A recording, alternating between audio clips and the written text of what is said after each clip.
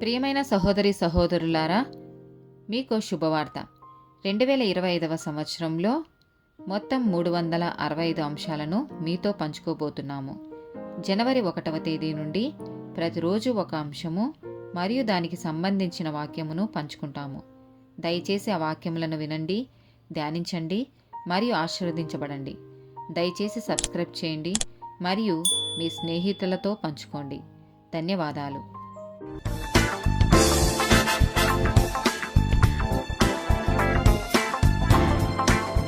74th day topic విమర్శ.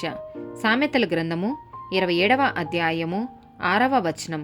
మేలును కోరి స్నేహితుడు గాయములు చెయ్యును, పగవాడు లెక్కలేని ముద్దులు పెట్టును. సామెతల గ్రంథము 28వ అధ్యాయము 23వ వచనం.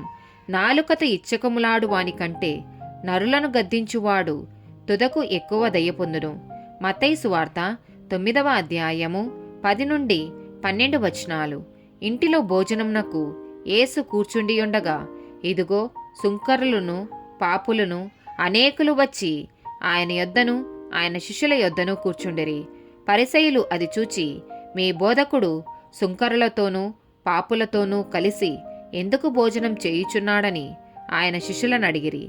ఆయన ఆ మాట విని, రోగులకే గాని ఆరోగ్యము గల వారికి వైద్యుడు అక్కరలేదు గదా. లూకాసు వార్త 7వ అధ్యాయము 37 నుండి 39 వచనాలు. ఆ ఊరిలో ఉన్న పాపాత్మురాలైన ఒక స్త్రీ యేసు పరిసయ్యుని ఇంట భోజనంనకు కూర్చున్నాడని తెలుసుకొని ఒక బుడ్డిలో అత్తరు తీసుకుని వచ్చి వెనుక తట్టు ఆయన పాదముల యొద్ద నిలవబడి ఏడ్చుచు కన్నీళ్లతో ఆయన పాదములను తడిపి తన తల వెంట్రుకలతో తుడిచి ఆయన పాదములను ముద్దు పెట్టుకొని ఆ అత్తరు వాటికి పూసెను. ఆయనను పిలిచిన పరిసయుడు అది చూచి, ఈయన ప్రవక్త అయిన ఎడల తన్ను ముట్టుకొనిన ఈ స్త్రీ ఎవతియో ఎటువంటిదో ఎరిగియుండును, ఇది పాపాత్మురాలు అని తనలో తాను అనుకొనెను. ఆమేన్.